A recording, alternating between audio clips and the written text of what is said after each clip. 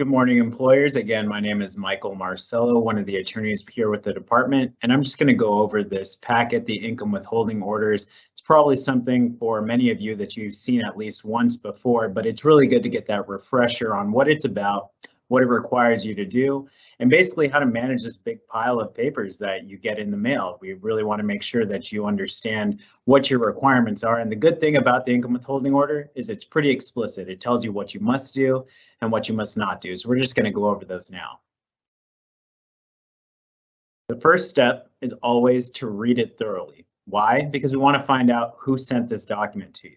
It's typically going to be from one of three people, either the Ventura County Department of Child Support Services or another local child support agency.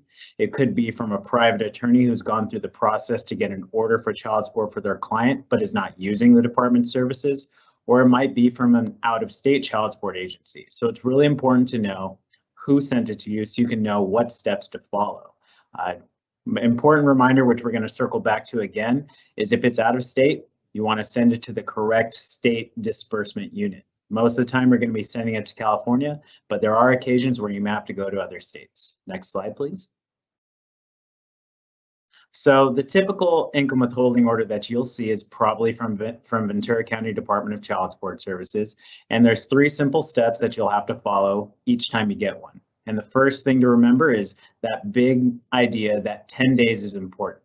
Within 10 days of receiving an income withholding order, the employer, that's you, must notify your employee, the person who owes child support, that you got the income withholding order, give them a copy, and a blank request for hearings regarding earning assignment. It's just basically a document that they're entitled to get, so that way they know what rights they have and they can avail themselves of those rights.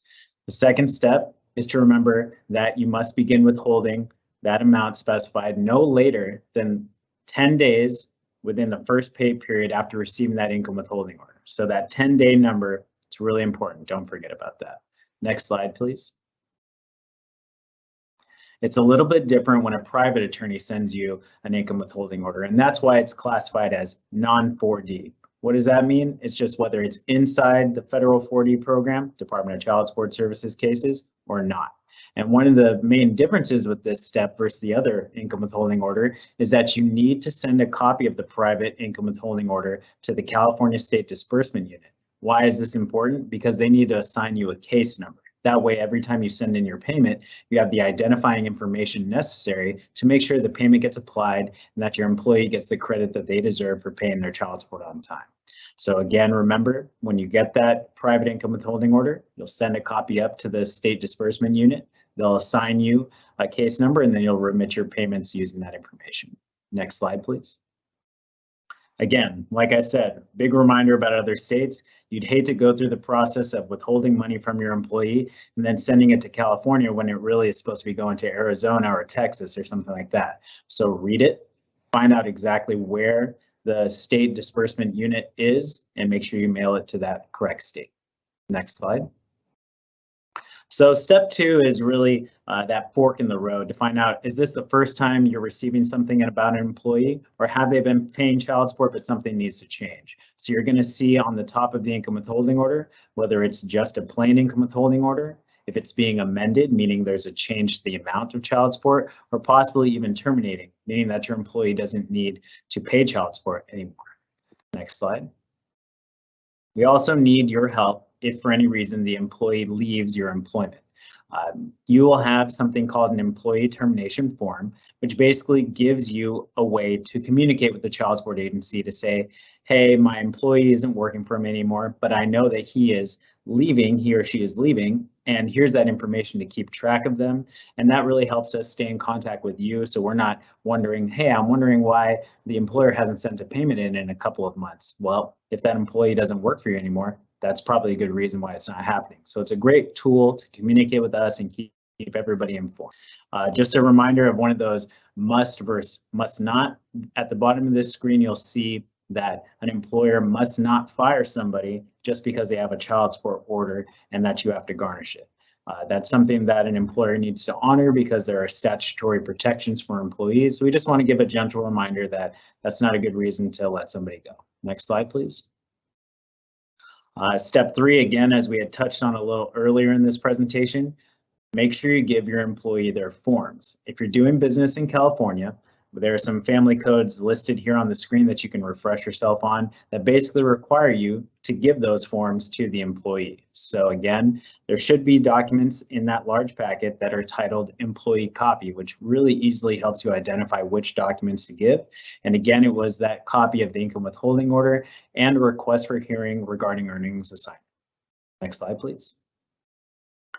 Again, really important. When do I start withholding the money? Again, that 10-day, that really important timeline. You must begin withholding no later than the first pay period that occurs 10 days after the income withholding order date. And how do you do that? Once you start withholding the money, you're going to see the instructions on how to do it, what the amounts are, and you're going to want to make sure that you identify everybody using things like their name, social security number, and date of birth. And those are the same pieces of information that you'll be matching up on the income withholding order to make sure that the employee you're garnishing is the correct employee.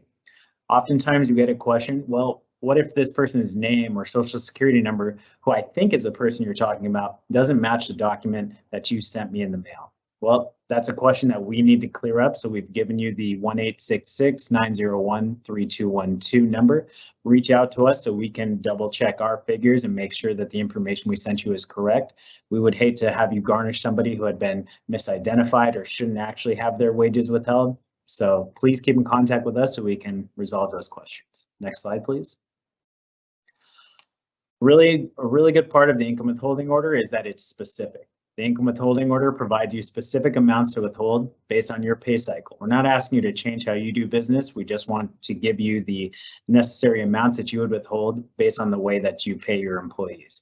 On the screen, you'll see an example of what the income withholding order might look like. It'll tell you that first, your employee owes, in this case, $509 a month for child support, and they have some back due child support called arrears. And we are asking you to garnish $127.25 towards those arrears. That gives you a total amount in a month of $636.25. Right below that, it says amounts to withhold, giving you clear instructions that if you pay your employee weekly, you would take $146.82, semi-monthly, twice a month, which is different than biweekly, $318.12. Then we have the biweekly amount of $293.65. Or if you pay them once a month, that full amount of $636.25. Next slide, please. How do we calculate what money is available from our employees to send back to SDU for child support? That's called calculating the amount of net disposable income.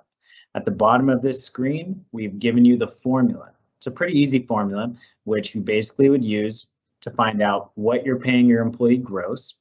Then you subtract the mandatory deductions. You multiply that by 50%, and that gives you your disposable income.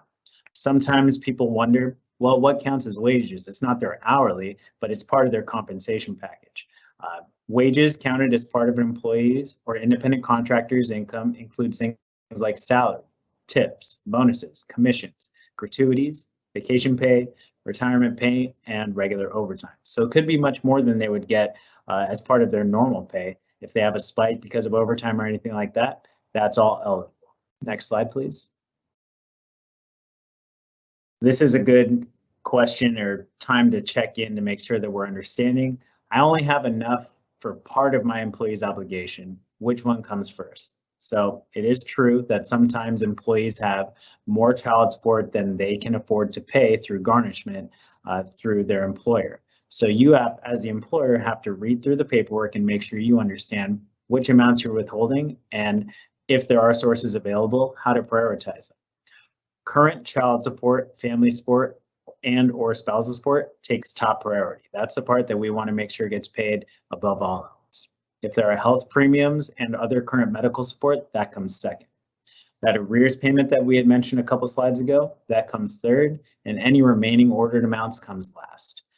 In California, when an employee or an independent contractor's net disposable income is inadequate to meet their obligation, again, child support takes precedence over medical coverage. We're going to give you some examples in the next coming slides that shows the difference as to how to prioritize those. Next slide, please.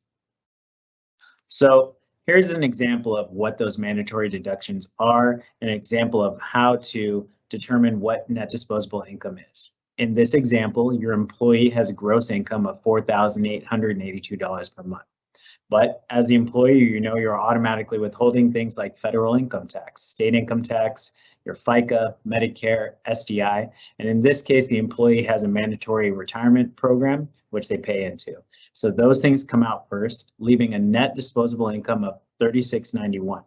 You multiply that by 50%, and the amount available for deduction is just half, 1,845, and that's the amount that you're going to be considering when you're looking at the income withholding order to see how much that you can send into the SDU. Next slide, please. So again, just as a reminder, your employee has 1,845 available for deduction, and in this case, they have 2 child support orders with arrears. Order A for $150 plus $50 in back support, and order B at $100 per month in current child support plus $25 towards the arrears. The total for both orders is only $325, and as you can see, that's much less than the amount available for deduction, so you'll remit the full obligation for both orders to the California State Disbursement Unit. Now, if an employee has multiple income withholding orders that total more than 50% of their net disposable income, the employer, that's you, can call the state that issued the income withholding order or California's State Disbursement Unit at 1-866-901-3212 for assistance if you have any confusion about how to remit the payments. Next slide. So on that topic of sending in money, you want to make sure you send it in correctly to the California SDU or the other state if it's coming from out of state. It's really important that you send your employees withholdings in on time. And the reason for that is because when an income withholding payment comes in late or not at all, say for whatever reason, HR doesn't send it in or payroll doesn't send it in on time, your employee will face increased back pay, those arrears that we've been talking about, and the family that's waiting to receive the support will face financial instability. This kind of really highlights why we're really excited to have you here at the Employer Forum, because we want to reach out to you and remind you how important you are in this process to support families here in Ventura County. So we really want to encourage you to help us help the families that we serve by submitting the income withholding payments on time to the SDU. Here's another one, just before we move on to the next slide, just one final reminder about things that we must do and what we must not do. This is a reminder that employers who fail to withhold the amounts as specified on the income withholding orders may be found liable for the full amounts of the support owed plus a fine. It's probably why they're having the attorney tell you this part. Under certain circumstances, a willful failure to withhold is punishable by contempt of court.